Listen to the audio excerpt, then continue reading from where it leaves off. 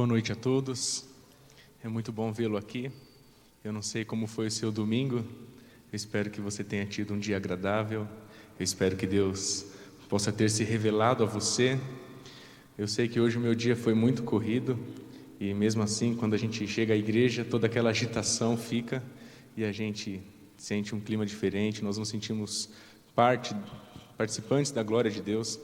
Eu espero que nesses minutos que se seguem, que nós vamos abrir a Bíblia e aprender um pouquinho mais nessa rápida meditação, eu espero que você encontre carinho nos braços de Deus, que você encontre amor, perdão, esperança, e que de alguma forma você seja alcançado pelo poder da palavra de Deus. Eu também quero agradecer a sua presença pela internet, que Deus use você também, que você sinta-se usado, e que nessa noite nós possamos aprender mais sobre a vontade de Deus para nós. Pela manhã eu estava participando de um treinamento para a nossa liderança da nossa igreja, especialmente falando no Ministério da Criança e do Adolescente. Eu estive no colégio do Boqueirão e eu estive falando ali sobre como fortalecer a fé do adolescente para aquele grupo de professores que estavam ali. E eu me lembro que ao final de todo aquele treinamento, a maioria dos professores começaram a apresentar dúvidas que foram totalmente polêmicos pela fé pós-moderna que o adolescente tem hoje. É como se eles falassem assim: antes era mais fácil ser cristão do que ser cristão hoje. E de certa forma isso é verdade. Só que eu fiquei pensando, quando eu cheguei em casa, logo após o almoço, eu fiquei pensando: por que as coisas mudam? Por que a nossa fé parece que é igual um prisma, você consegue olhar por vários ângulos? O que a Bíblia fala sobre a mutabilidade de algumas coisas? Então eu comecei a ler as páginas da Bíblia e eu comecei a perceber que Deus não é um Deus de mudanças igual ao ser humano. Deus não é um Deus que muda igual um prisma em que você pode ver de várias formas. E é por isso que muitas vezes nós queremos contextualizar o Deus de uma forma em que Ele não é contextualizado. Deus é muito maior do que o nosso tempo. Todos nós sabemos disso. Nós somos vítimas do tempo. Nós não temos como controlar o tempo. Nós somos vítimas cruéis de um tempo que não espera pelos nossos sonhos e projetos, e por isso que muitas vezes nós nos machucamos pelo efeito do tempo. Mas Deus não é assim. A Bíblia fala de um Deus que está acima do tempo, apesar de fazer as suas atividades no nosso tempo. Deus não é limitado a esse tempo em que nós vivemos. Deus é maior do que o nosso tempo. O tempo não tem efeito algum sobre a soberania de Deus. E hoje eu resolvi falar com os irmãos sobre algumas características de Deus que não mudam com o tempo. Pode-se passar anos e mais anos e aquilo permanece. Nós vamos começar lendo algumas passagens da Bíblia. Nós vamos começar com um texto que está disponível em 1 Pedro, no capítulo 1, do verso 23 ao verso 25. Se você que está nos assistindo trouxe sua Bíblia aí na sua casa, nos acompanhe na leitura de 1 Pedro, no capítulo 1, no verso 23 até o verso 25. Nós vamos ver a primeira característica daquilo que nós falamos que é imutável para Deus, que não muda, em que o tempo não consegue ter efeito algum. Mas antes da leitura, mais uma vez, vamos pedir que o autor da Bíblia nos ilumine nesse momento de leitura. Feche teus olhos mais uma vez, porque, Senhor, nesse momento nós estamos com a Tua palavra aberta, e nós pedimos que, da mesma forma em que ela se encontra aberta, que o nosso coração possa estar aberto para ouvir a Tua voz. Que os ensinos que nós vamos relembrar aqui nessa noite possa calar fundo em nosso coração, e que a Tua palavra alcance a vida de muitas pessoas que vieram aqui nessa noite e que também nos acompanham pela internet. Perdoe, Pai, os nossos pecados e continue presente para esse momento tão especial, porque nós oramos em nome de Jesus. Amém. Amém, Senhor. 1 Pedro, capítulo 1, no verso 23, nós vamos ler até o verso 25. A minha versão diz assim: pois fostes regenerados, não de semente corruptível, mas de incorruptível, mediante a palavra de Deus, a qual vive e é permanente. Pois toda a carne é como a erva, e toda a sua glória como a flor da erva. Seca-se a erva e cai a sua flor, e a palavra do Senhor, porém, permanece eternamente. Amém? A primeira característica que nós aprendemos da Bíblia em relação àquilo que é imutável de Deus é a palavra de Deus. Repare que no verso 24 tem um contraste interessante aqui. No verso 24, a Bíblia nos fala sobre aquilo que é passageiro para o ser humano. E em vez de usar sentimentos ou construções ou conquistas, a Bíblia usa uma simples erva para falar de que o tempo nos faz como plantações. Passa e nós murchamos e caímos e nós somos totalmente vitimizados pelo tempo. E no final, depois de trazer essa ênfase introdutória, no versículo 25, ele conclui dizendo que a palavra do Senhor, porém, permanece eternamente. Irmãos, esse termo, a palavra do Senhor permanece eternamente, nós entendemos de duas formas. A primeira forma, a palavra do Senhor que permanece eternamente, inclui as profecias da Bíblia, as promessas, aquilo que Deus fala que necessariamente não estão na Bíblia, fazem parte da palavra de Deus. E a segunda forma da palavra de Deus aparecer é a qual você está segurando agora, talvez pelo seu smartphone ou pela sua Bíblia física, mas é essa aqui a palavra de Deus que permanece eternamente. Tem uma história conhecida de todos, que nós vamos encontrar a introdução dessa história em Mateus 23. Nós vamos usar bastante a Bíblia essa noite. Mateus capítulo 23, nós vamos ler o verso 37 até o verso 39. Nós vamos ver qual é a importância da palavra de Deus em relação à profecia. Porque se a Bíblia fala que a palavra de Deus permanece eternamente, em Mateus no capítulo 23 nós encontramos uma característica importante dessa palavra. Jesus aqui nesse capítulo está falando em relação ao templo de Jerusalém, e ele fala uma profecia muito forte, no verso 37. Jerusalém, Jerusalém, que matas os profetas e apedrejas os que te forem enviados. Quantas vezes quis eu reunir os teus filhos, como a galinha junta os seus pintinhos debaixo das asas, e vós não o quisestes? Eis que a vossa casa vos ficará deserta. Declaro-vos, pois, que desde agora já não me vereis, até que venhas a dizer, bendito que vem em nome do Senhor. Agora, vamos continuar no capítulo 24. Olha que interessante a reação dos discípulos. Tendo Jesus saído do templo, ia se retirando quando se aproximaram dele os seus discípulos para lhe mostrar as construções do templo. E ele, porém, lhes disse, não vedes tudo isso? Em verdade vos digo que não ficará aqui pedra sobre pedra que não seja derribada. O interessante é que aqui nós encontramos uma profecia que falava sobre a destruição de Jerusalém. Se você continuar lendo aqui os capítulos, você vai perceber que Jesus passa uma série de profecias que iriam acontecer, mas os discípulos que estavam do lado de Jesus começaram a achar muito difícil aquele templo ser destruído. E era o próprio Jesus que estavam falando. Então o texto não diz de uma forma clara, mas a gente consegue entender, pela forma em que o texto é conduzido, que logo após que Jesus falou aquelas profecias e disse assim, olha, aqui tudo vai ser destruído, os discípulos chegam para Jesus e falam assim, olha, mas olha aqui essas construções. E Jesus conclui, aqui não vai ficar pedra sobre pedra. E você conhece o final dessa história. No ano 70, e o historiador Flávio Josefo conta com mais detalhes, no ano 70, cerca de 40 anos depois dessa profecia que Jesus disse, o exército romano, liderado por Tito, faz um cerco em Jerusalém, e aquele cerco foi talvez um dos mais cruéis que Roma já deve ter feito.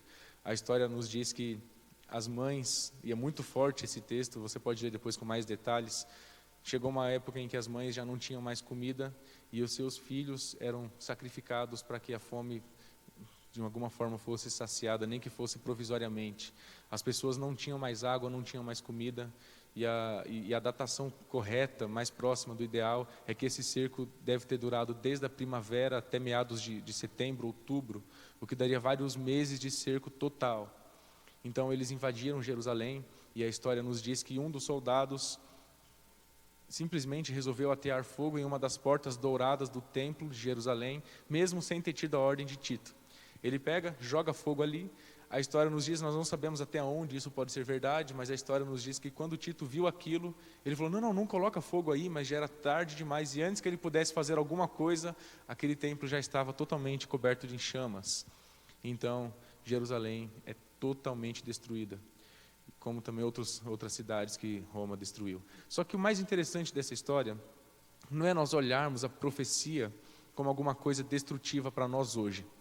Particularmente quando eu leio essa história, eu fico impressionado de ver que apenas um pequeno grupo que ouviu as profecias de Jesus e tiveram essa percepção espiritual e entenderam que a palavra de Deus é uma palavra imutável, que não muda com o passar do tempo, com o passar de 20 anos, 30 anos ou 40 anos, como esse caso aqui. Eles entenderam as profecias de Jesus e eles retiraram-se da cidade antes da destruição total de Jerusalém. A primeira pergunta que nós fazemos hoje para a nossa meditação: será que a palavra de Deus tem tido um efeito duradouro na sua vida? Hoje, enquanto eu passava aquela palestra sobre o treinamento do adolescente, eu percebia que a palavra de Deus, muitas vezes, em nosso meio, é tratada como alguma coisa talvez um pouco mais antiga. E eu fico um pouco chateado quando eu percebo que a gente tem as promessas de Deus, algumas profecias, como simplesmente passageiras. E isso daqui se aplica a essa igreja em específico, mas talvez isso, se nós pudermos retirar alguma coisa de útil para nós hoje, bem, mas se não pudermos também, já não nos alcança mais. Muitas vezes nós começamos a ler a Bíblia do início e para nós parece um fardo passar pelo começo da Bíblia. Mas o mais interessante é que quando nós lemos aquele texto que fala que a palavra de Deus é uma palavra eterna, qual era a palavra que eles tinham naquele tempo? Era o Antigo Testamento. E todas as vezes que a Bíblia fala no Novo Testamento que a palavra de Deus é uma palavra eterna, a Bíblia obviamente se refere ao Antigo Testamento. Qual é o valor que você tem dado à Bíblia? É gostoso ler aquelas passagens mais tradicionais, aquilo que a gente consegue aplicar com facilidade, ou muitas vezes a Bíblia tem apenas um valor passageiro para a gente? Continuando, nós encontramos a palavra de Deus como sendo a primeira característica imutável de Deus. E a segunda característica de Deus, que é imutável, está no livro de Salmos, no capítulo 72. Aqui você pode acompanhar comigo na leitura de Salmos, capítulo 72, e no verso 17. É um texto muito bonito que fala de uma das características principais de Deus no tocante ao seu caráter imutável. Você que nos acompanha, Salmos capítulo 72, no verso 17, na minha versão diz assim: subsista para sempre o seu nome, e prospere enquanto resplandecer o sol. Nele sejam abençoados todos os homens, e as nações lhe chamem bem-aventurado. A Bíblia diz que o nome de Deus é um nome que vai existir para sempre. Subsista para sempre o seu nome, é o que a Bíblia fala. Sabe qual é uma das maiores intenções do ser humano? Um dos maiores desejos naturais do ser humano, e isso eu não digo como se fosse alguma coisa errada, mas o ser humano, por natureza, ele busca perpetuar o seu nome. É comum. Todo homem tem esse desejo de fazer com que, mesmo após a sua própria morte, o seu nome perdure. E nós temos diversos exemplos de homens que foram fanáticos para que o seu nome ficasse registrado na história, os seus feitos. O primeiro deles, nós encontramos, e eu até trouxe uma foto para que os irmãos pudessem acompanhar comigo. Pode colocar na projeção ali. Um exemplo do interesse do ser humano de fazer com que... eu acho que aqui... Isso. Um exemplo do interesse do ser humano em fazer com que o seu nome perpetue na história, nós encontramos nessa arquitetura que você conhece como Taj Mahal. Eu até separei aqui algumas informações. A história do Taj Mahal tem início em meados do século XVII, quando o imperador mongol Shah Jahan ordenou sua construção para honrar a memória de sua terceira esposa, Aryumand Benu Begum. Begum era uma princesa persa e a preferida do imperador. Eles se casaram em 1612 e ficaram juntos por 19 anos. Ela morreu ao dar à luz o 14º filho do casal. Sua morte o abalou tanto que Jahan teve a necessidade de homenagear a sua bela esposa. Assim, esse luxuoso mausoléu representa uma das maiores provas de amor do mundo. O que talvez você não saiba é que o Taj Mahal levou cerca de 20 anos para ser construído. A construção teve início em 1631 e foi concluída em 1648. O monumento foi feito em mármore branco e pedras preciosas e contou com a força de mais de 20.000 homens. Tudo isso para deixar registrado na história o amor que ele tinha pela sua amada. O homem, sabendo que o tempo não espera por ninguém, tem desejo de controlar o tempo. Mas eu sei que o tempo me controla, então a minha busca incansável é que de alguma forma eu faça alguma coisa para o meu nome ficar registrado na história. E a Bíblia fala que naturalmente o nome de Deus vai existir para sempre. E se você buscar o registro das civilizações mais antigas, você vai perceber que todas as civilizações antigas adoravam a Deus, mesmo sem ter tido um contato algum com alguma forma de evangelismo. Eles adoravam ao Deus. Na Bíblia nós encontramos o Deus desconhecido. E eu tenho certeza que se Jesus não voltar em nossos dias, pode-se passar muitas e muitas gerações, o nome de Deus continuará sendo lembrado e adorado no nosso planeta, amém? O nome de Deus é lembrado e vai existir para sempre em nosso planeta. A próxima foto eu separei aqui para os irmãos. Eu não sei se você já ouviu falar no faraó Tutankhamon. Isso aqui é recente, isso aqui saiu nos jornais não faz muito tempo. Eu achei interessante a história desse egípcio.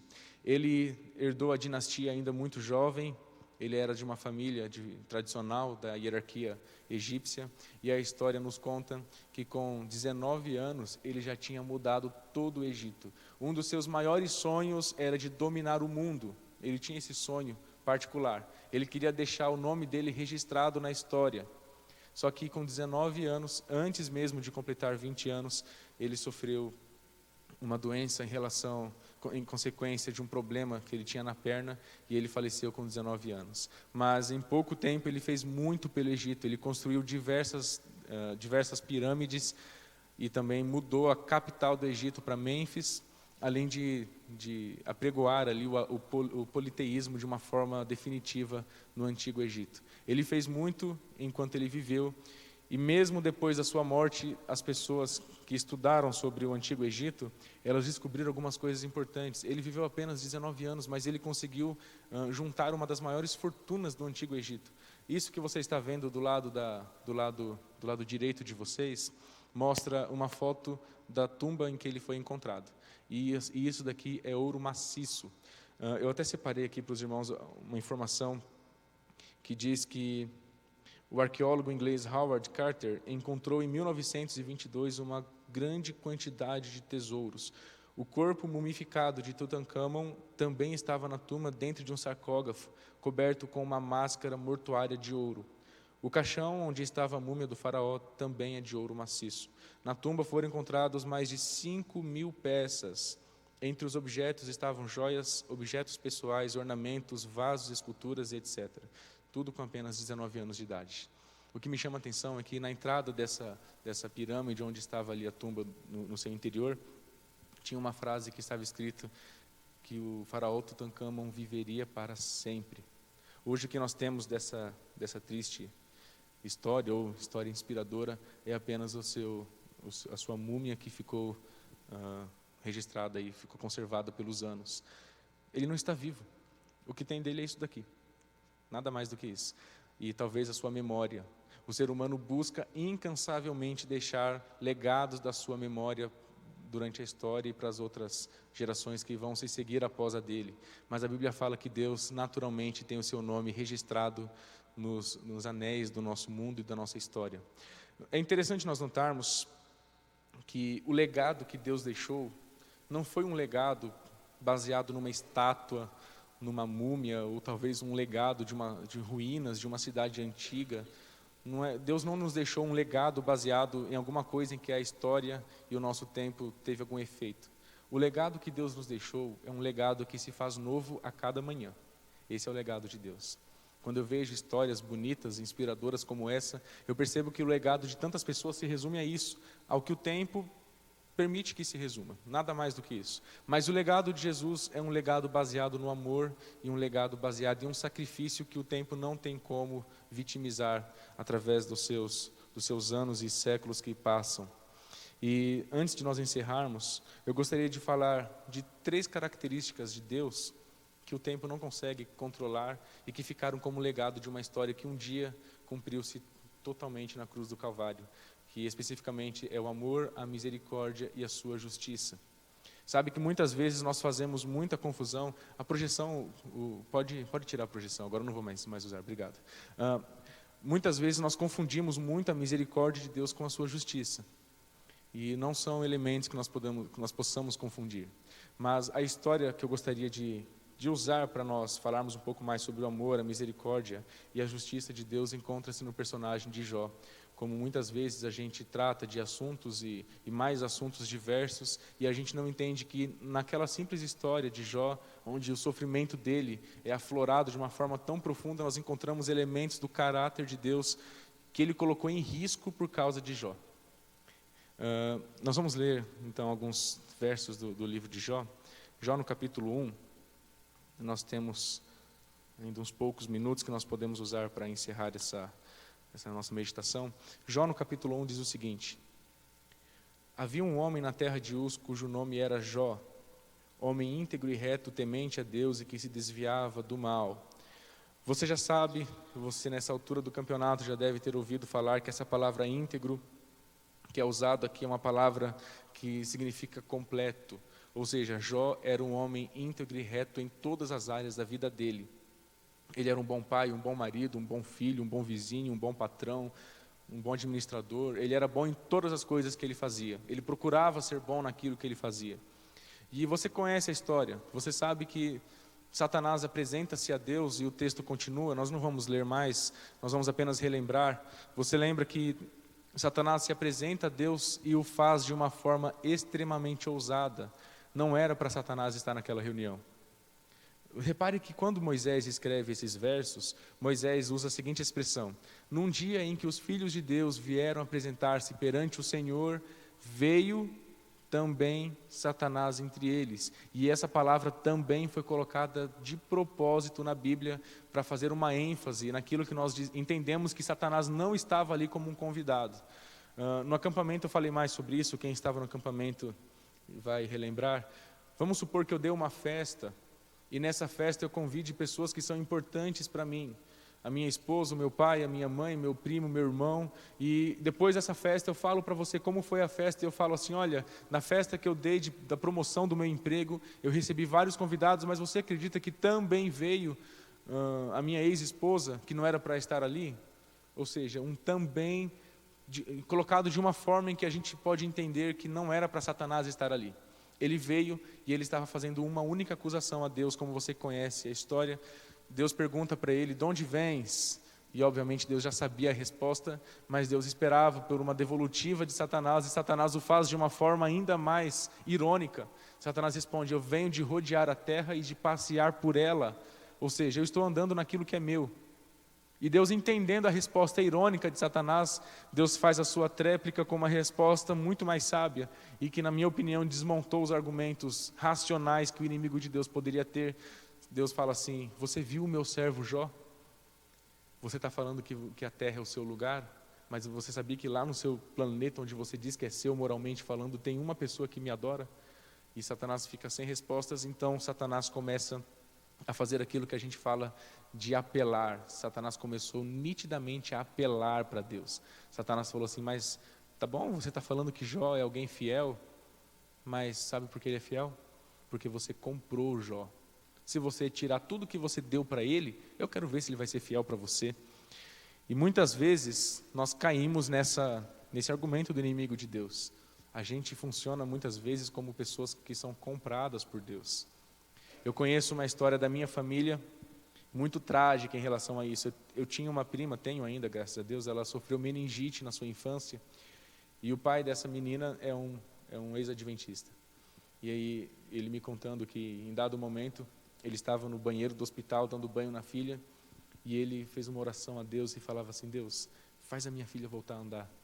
Eu prometo que eu volto para os seus caminhos. Eu só quero que essa menina volte a andar. Ela é muito nova para ficar vítima de uma doença tão terrível. E ele me contou que segundos após a sua oração, a menina, durante o banho, deu um estalo, se espreguiçou, como nós dizemos.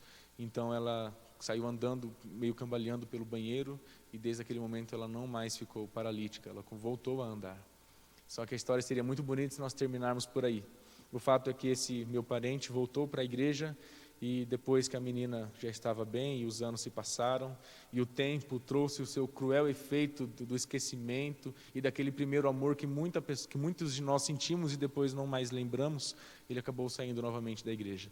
E eu fico pensando, por que será que ele pediu aquilo para Deus? Por que será que Deus permitiu que aquilo acontecesse? E por que será que muitas pessoas fazem esse tipo de barganha com Deus? E Satanás fala isso. Você comprou o Jó com as suas bênçãos. Você comprou aquele ancião com os bens financeiros que ele tem. Você comprou aquela irmãzinha com uma família bonita que ela provavelmente tenha. E Deus responde de uma forma que me assusta. Eu confesso que eu não gostava muito de ler o livro de Jó por causa disso. Nós sabemos que Deus não havia comprado Jó. Jó conquistou aquilo porque ele era bom em tudo. E porque ele achou graça diante de Deus. E nós sabemos que de repente Deus fala assim, olha, então toca em tudo que ele tem. E eu quero ver se ele vai perder a fidelidade dele. Eu permito, pode tocar na vida de Jó. E o inimigo de Deus toca na vida de Jó de uma forma tão impactante que Jó perdeu tudo da noite para o dia. Perdeu tudo que ele havia, inclusive a sua própria saúde. Tudo que Jó tinha, ele perdeu. E humanamente falando, nos exemplos anteriores que eu dei para você, o que uma pessoa nessa condição faria? Lembrando que Jó viveu num tempo da idade em que a Bíblia ali foi escrita, que todos os patriarcas e as pessoas tinham como desejo natural perpetuar o seu nome. Toda vez que você lê na Bíblia, eu vou te dar uma grande descendência, como a areia do mar, é porque todos eles queriam que o seu nome ficasse marcado na história. E agora Jó, que tinha tantos e tantos filhos e filhas, que tinha um legado financeiro, um legado moral, lembrando também que naquele tempo, se uma pessoa que era fiel a Deus fosse acometida de uma doença sobrenatural, que foi o caso de Jó, essa pessoa era considerada imunda, ou pecadora, ou de qualquer coisa que chamasse a atenção de Deus. E convenhamos, o que Jó sofreu não foi uma doença ao acaso. Nos tempos de Jesus, o leproso também era considerado pecador, mas ele era leproso, e era uma doença corriqueira naqueles dias. Mas Jó não. O que aconteceu com Jó foi da noite para o dia. Não tem como qualquer pessoa que estivesse naquele tempo falar que foi alguma coisa natural de se acontecer. Todo mundo sabia que aquilo aconteceu porque Deus permitiu que acontecesse, inclusive Jó. E por isso que a história de Jó começa a ter uma beleza diferente, um brilho diferente. E Jó tinha dois caminhos que ele poderia percorrer. Ou ele perdia toda a sua fidelidade em Deus, ou ele encontrava forças nas adversidades e no consolo que Deus promete. Porque lembrando, a palavra de Deus é imutável, os conselhos de Deus são imutáveis. O consolo e o conforto que nós temos na promessa de uma vida futura são imutáveis. É imutável em relação ao seu emprego que você pode ter perdido, é imutável em relação ao carro que você deve ter batido, ao casamento que inclusive pode estar passando por um momento de crise. As nossas crises são totalmente submissas ao tempo, mas as promessas de Deus são imutáveis e não dependem de crise para continuar existindo. E o mais interessante de tudo isso é que, logo após isso, nós vamos resumir a história. Você conhece e sabe muito bem que Jó permaneceu fiel a Deus, apesar de todo o sofrimento que ele tenha tido, inclusive pedir a morte, e ele não estava errado em o fazer. Jó permaneceu fiel a Deus, e a Bíblia fala que Deus mudou a sorte de Jó. E você me pergunta, aonde que a justiça de Deus aparece na história de Jó? A justiça de Deus aparece em uma passagem muito, muito bonita. Quando Jó fala, eu sei que o meu Redentor vive e que por fim se levantará sobre a terra, Jó 19:25, depois dessa confissão de fidelidade, apesar do momento difícil em que ele estava passando, apesar de ele saber que aquilo foi Deus que fez com ele reafirmando a sua fidelidade, logo em seguida, Deus muda a sorte de Jó. E a justiça de Deus, a gente acaba concluindo que é uma justiça humilde, porque mesmo Deus não precisando provar nada para ninguém, Deus o faz. Deus não precisa provar para você o seu sofrimento, mas Ele o faz. Deus não precisa falar para você o porquê que você passa algumas coisas, e também Ele não espera que você fique tímido demais ao perguntar, mas Ele acaba dando provas da sua humildade, porque o nosso Deus é um Deus humilde. Além disso, em relação à justiça de Deus, nós entendemos que é uma justiça que dá um testemunho. Deus não faz uma justiça interesseira igual nós fazemos. A nossa forma de fazer justiça é uma forma muito errada e deturpada do que é justo. Eu faço a minha justiça de acordo com a minha concepção do que é verdade, mas Deus pega toda a moral da divindade, toda a reputação que a divindade tem, e Deus coloca na mão de um homem. Porque Deus também confia no ser humano, apesar de ser pecador. Você já parou para pensar nisso? Que naquele momento Deus colocou tudo nas mãos de Jó? O mais interessante é que você pode pensar, os meus sofrimentos e aquilo que eu tenho na minha vida, muitas vezes eu não consigo entender aonde que a imutabilidade de Deus se aplica. Por que tem algumas coisas parece que mudam para mim e para os outros não? A misericórdia de Deus, irmãos, e já concluindo a nossa meditação, a misericórdia de Deus aparece como, não está escrito no livro de Jó, mas aparece como um pano de fundo, e aquilo que Jó observava é aquilo que nós observamos também da futura manifestação da maior misericórdia de Deus através da nossa salvação. Existiam apenas algumas formas de Deus lidar com o sofrimento e com a vinda do pecado no planeta. De duas formas: Deus vê o nosso sofrimento e Deus não está isento do que nós sofremos. Deus poderia simplesmente pegar toda a história do sofrimento humano e Deus poderia simplesmente destruir toda a sua capacidade de criar. Eu preciso me utilizar de uma ilustração, eu vi isso na faculdade. Vamos imaginar que isso daqui é um quadro chamado Planeta Terra. Eu pintei esse quadro, só que depois esse quadro foi deturpado. Eu sou o criador desse quadro. Eu não quero que a minha criação seja deturpada por algo que eu não queria que acontecesse. Mas agora já está feito, já está deturpado e eu preciso tomar uma providência. E aqui tem pessoas que sofrem, vítimas do pecado, vítimas do tempo. E apesar de eu deixar o meu caráter para essas pessoas como algo imutável, eu preciso fazer alguma coisa porque só isso não basta. Então nós entendemos que quando Deus percebe que a sua criação estava deturpada, Ele poderia simplesmente se destruir. Se Deus se destruísse, não resolveria esse problema, porque a gente continuaria nesse quadro. O que Deus poderia fazer? Deus poderia simplesmente destruir esse quadro e pintar um outro idêntico. E esse quadro agora, novo, idêntico, não é o mesmo de antes, não é o anterior. É igualzinho, é idêntico, mas não é o mesmo. E a justiça de Deus e a sua misericórdia aparece na esperança que Jó tinha de que isso iria acontecer. Ele fala assim: olha, eu vou ver Deus, porque eu sei que a misericórdia dele me permite vê-lo. Eu sei que nós vamos um dia morar num lugar em que é possível vê-lo. Então, para mim, isso daqui é passageiro, eu não me importo com esse sofrimento.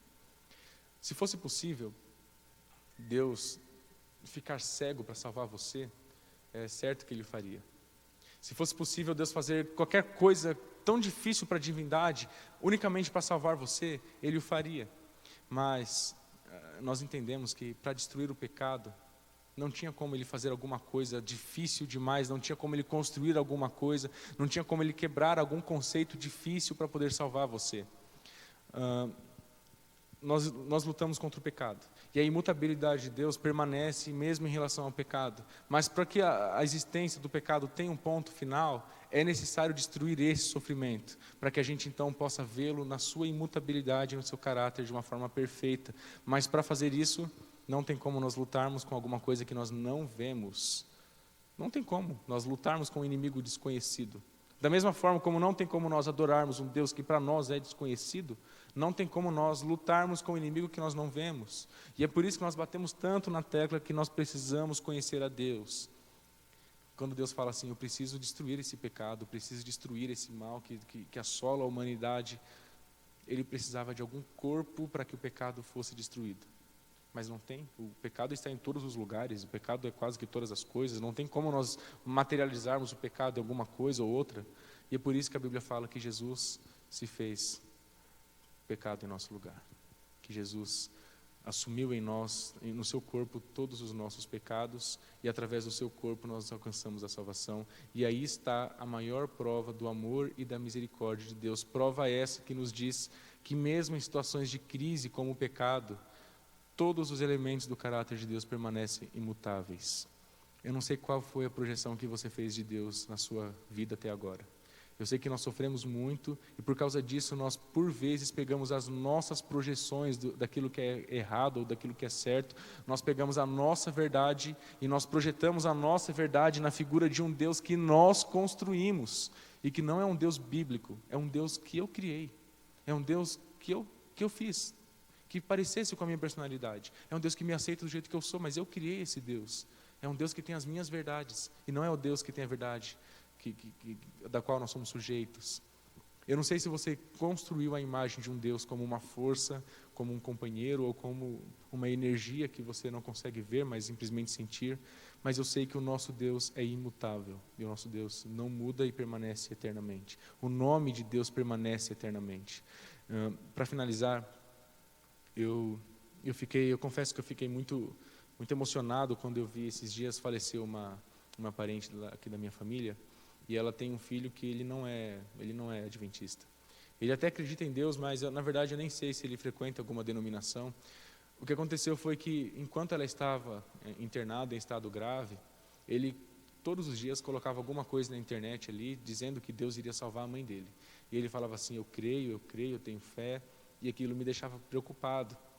Eu pensava assim, ele está colocando a imagem de um Deus que talvez isso não aconteça. E se acontecer o pior, o que vai fazer? Onde a imagem que ele projetou vai levá-lo? E aquilo me preocupou, eu confesso que eu fiquei incomodado. E, infelizmente, ela acabou falecendo. Ela teve um AVC, ainda no hospital, e faleceu. Ela estava em recuperação, mas faleceu. E no dia seguinte à morte de sua mãe, ele publicou um texto na internet dizendo as notificações do velório, dizendo onde seria celebrado ali o velório da mãe dele. E no final ele colocou assim, nós estamos tristes, mas Deus ainda continua sendo Deus. E eu achei muito bonito aquilo. Deus continua sendo Deus. Apesar dos seus sofrimentos, Deus continua sendo Deus. Apesar de uma projeção errada que você possa fazer, Ele continua sendo Deus e Ele não vai mudar. E a nossa esperança é que um dia a gente encontre Ele no céu e passemos uma eternidade ao lado dEle. Que a partir dessa noite você entenda que o Deus que você serve é um Deus imutável, Ele não muda, Ele é o mesmo por você. Ele apenas espera a sua fidelidade e Ele espera a sua disposição de alcançar um dia a eternidade para que você possa entender tantas e tantas questões que a vida traz e que você fica sem respostas humanamente falando. Que Deus te abençoe e que você encontre esperança na maior das características de Deus. O nosso Deus não muda e o nosso Deus nunca falha. Que Deus te abençoe.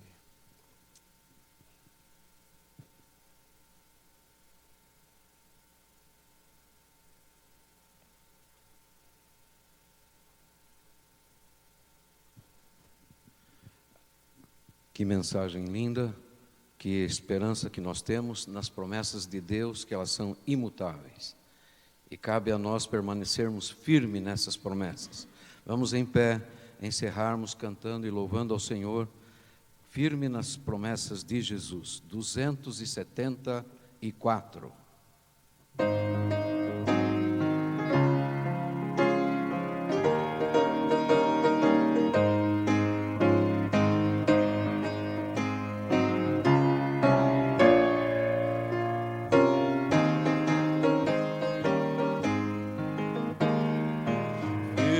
As promessas de Jesus, Senhor, vou cantar louvores ao meu bom pastor, sempre exaltarei o seu eterno amor, firme nas promessas de Jesus,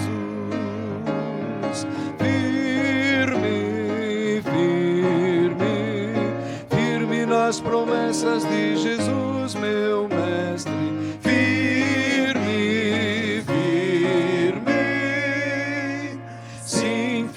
nas promessas de Jesus,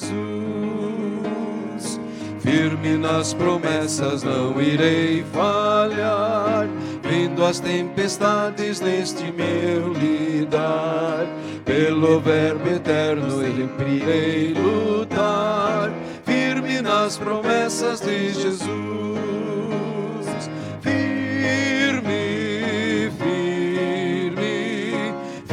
nas promessas de Jesus, meu mestre,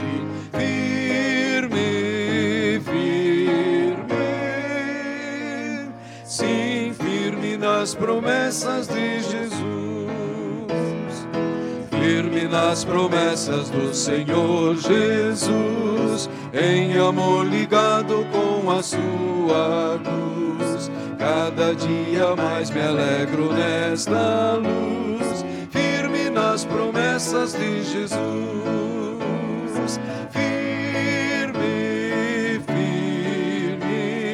firme nas promessas de Jesus, Jesus, meu mestre, firme, firme,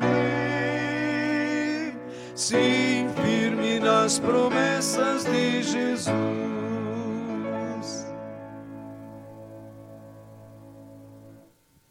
Feche teus olhos, vamos orar.